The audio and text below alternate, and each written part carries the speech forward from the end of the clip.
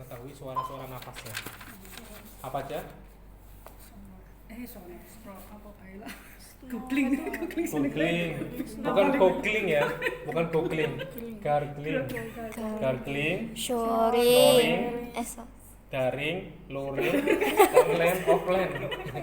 Tapi snoring, gargling, dan stridor. Nah, kalau terdengar suara snoring itu artinya apa? Snoring berarti dia suaranya seperti apa? Suaranya suaranya apa?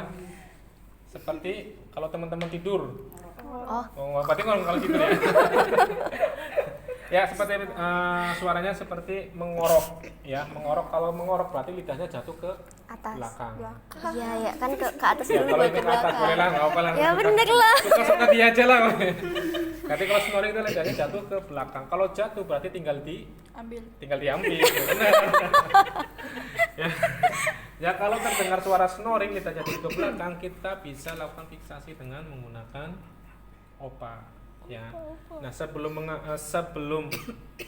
kita memasang opak, kita ukur terlebih dahulu dari ujung telinga sampai ke ujung bibir, ya. Ukur, kalau sudah pas kita pasang.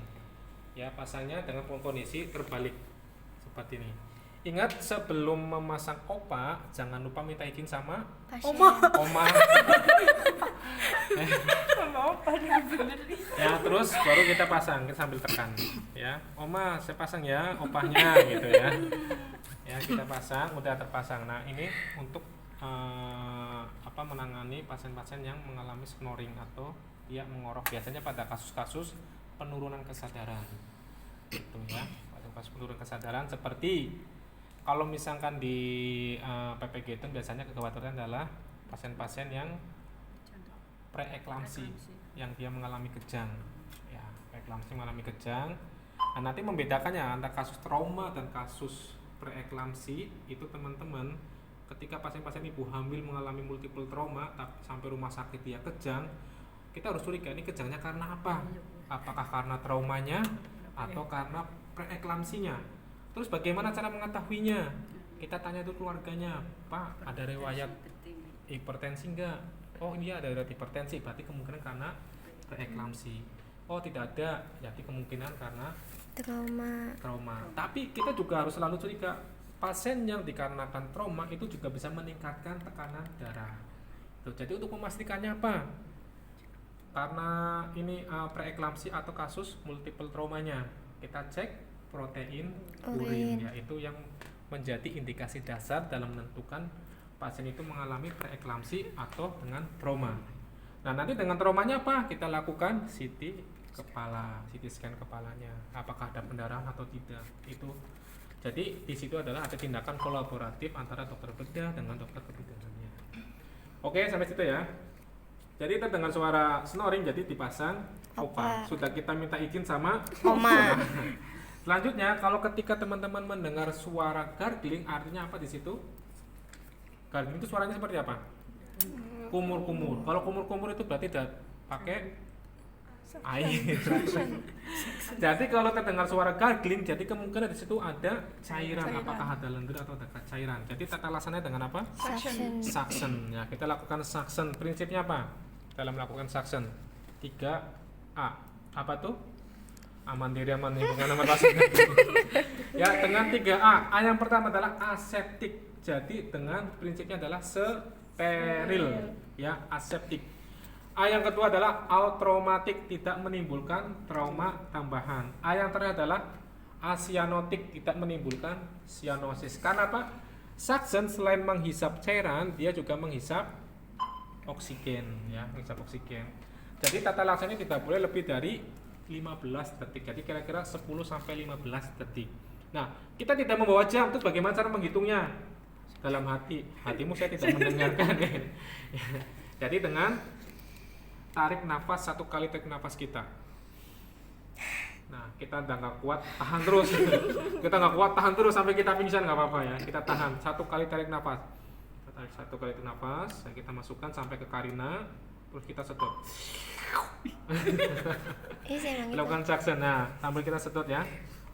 Nah, ketika sudah tidak terdengar suara gargling, nah itu tata laksana airway sudah aman. Nah, kalau terus satu lagi apa? Stridor ya. Kalau stridor itu biasanya terjadinya sumbatan jalan nafas. Sumbatan jalan nafas itu ada dua, parsial dan total. Seperti apa tuh?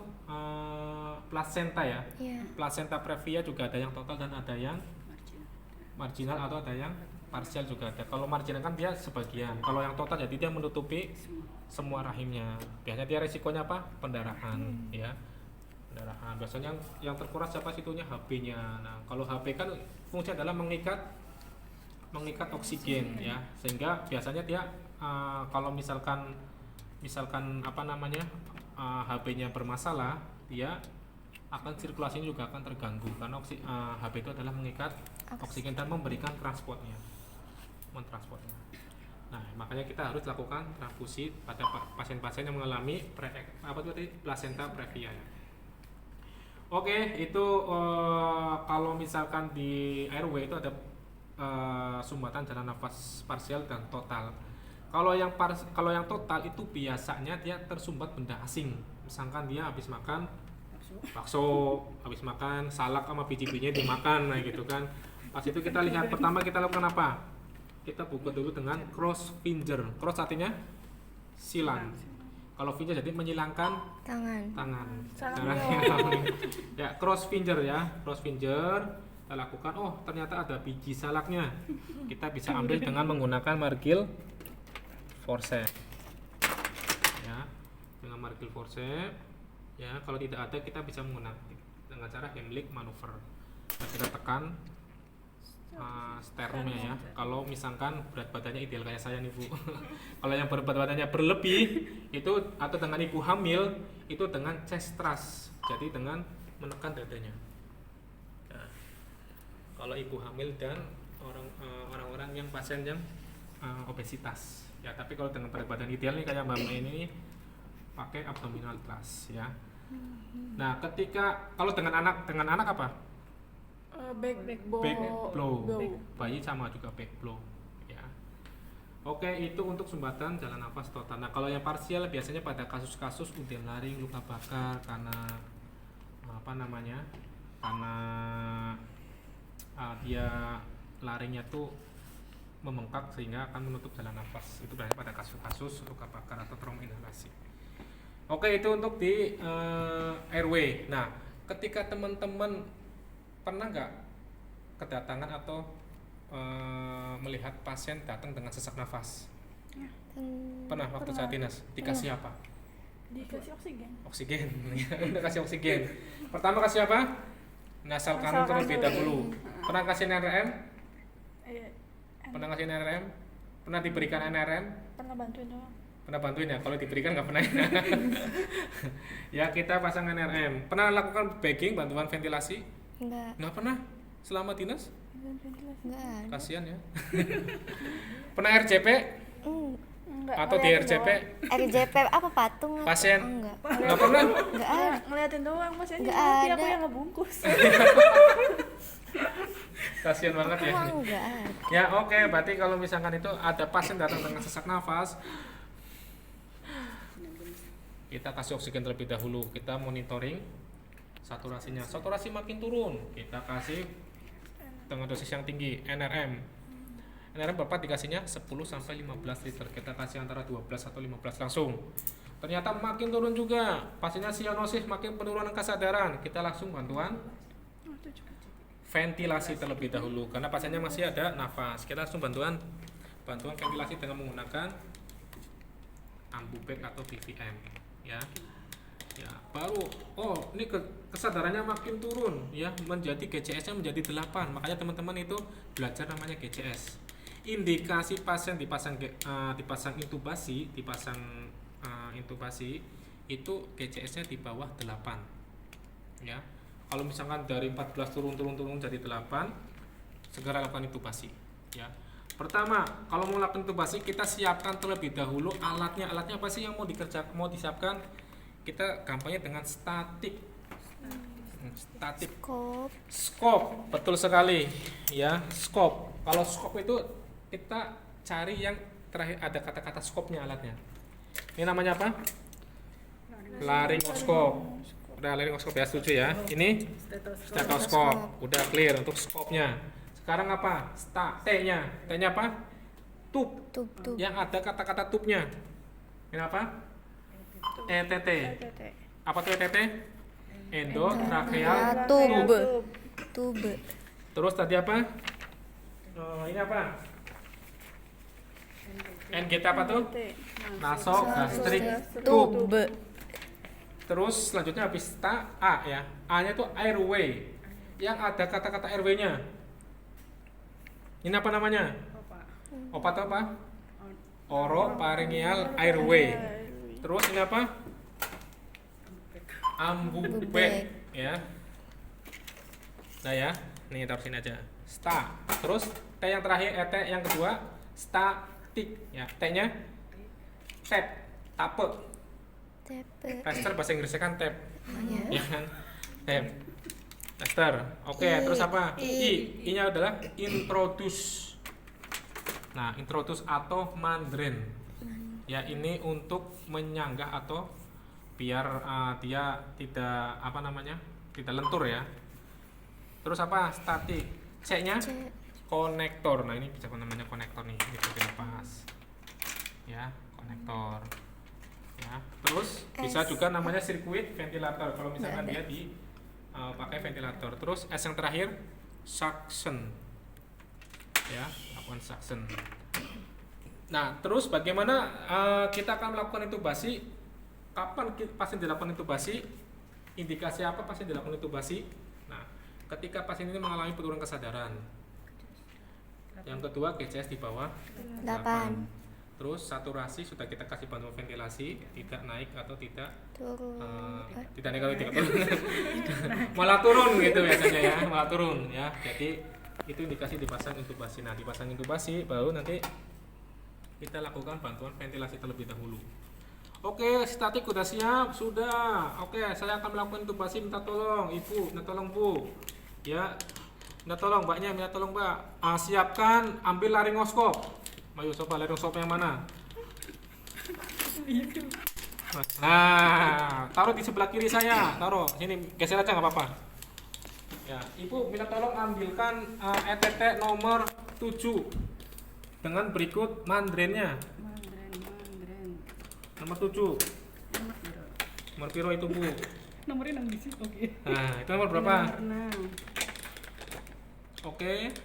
Ini 6,5. Itu pegang Ibu bener tuh. Oh, ini ya. Coba ada nomornya nggak Bu? Ada Coba 7. Nomornya di. Oh iya Nah, gitu. 7. Pasang mandrennya Bu, pasang mandrennya taruh di sebelah kanan saya. Nah, nanti ketika teman-teman akan melakukan intubasi itu seperti itu ya. Tapi nanti kalau misalnya teman-teman sudah terbiasa itu langsung set. Taruh di tangan saya Bu, sebelah kanan Bu, samping kanan saya Bu. Oke, sini sebelah sini, taruh sini bawah dulu. Oke, sudah siap semua ya. Squid, ambil squid. Nomor 20 boleh ya. Pegang dulu, taruh di sana. Tester udah siap, jangan lupa digunting ini ya. Oke Bu, minta tolong Bu ambil alih Bu. Oke, diukur ya. Dengan apa ini? C, clamp. Ya. Oke, saya sudah akan melakukan intubasi ya. Nah, ini untuk melepasnya ini gampang lepas. Coba kalau misalkan teman-teman mau ngasih sip. Oke. Ngasih tanda jempol gimana? Pakai tangan. Nah, seperti ini ya. Jadi ini tangan empatnya kita pegang handle-nya. Ya. Yang ini kita taruh. Yang jempolnya kita main. Tek. Ya. Ini buka. Ini baru kita naikkan. Nah, ini baru nyala, ya. Oke, sudah kita pasang. Ya, seperti ini ya posisinya. Oke, saturasi berapa? Monitoring 90, 92, 95, 96, 98. Ini waktu yang tepat untuk melakukan intubasi adalah saturasi di atas 95% itu sangat ideal. Tapi kalau misalnya dikasih bantuan ventilasi dia tidak naik, naiknya cuma 9 meter di 90, segera lakukan intubasi. Ya, lakukan intubasi adalah sesegera mungkin. Ya, secepat mungkin. Kalau bisa jangan lebih dari 15 detik. Ya. Oke Bu, siap ambil alih Bu. Udah ambil backingnya udah. 1, 2, 3 saya lakukan intubasi. Ya. Ini kurang ini Bu, nggak apa-apa. Lakukan intubasi pelan-pelan. Nah, oke, sudah dimasukkan. Sudah. Ini mandrennya dilepas mandrennya. Nah, untuk melepas mandren ini tangan yang kiri itu kita megang ETT-nya. Ya, yang ini boleh dilepas ya. Oke, siapkan Bu, baking Bu. Udah masuk, cek pakai stetoskop kanan kirinya. Ya. Pakai. Nah, ini kan saya nggak mungkin kan. Ya. Kecuali mau makein gitu kan. Nanti yang di rumah marah. Yuk, lanjut.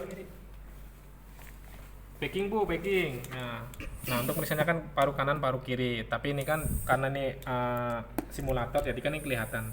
Ya kan ngembang nggak? Ngembang. Nah, kirinya ngembang ya.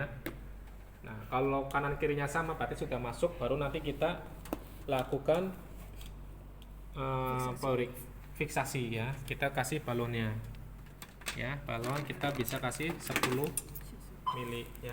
Jangan dikasih air ya. Udara aja. Oh, udara. Ya, jangan dikasih air.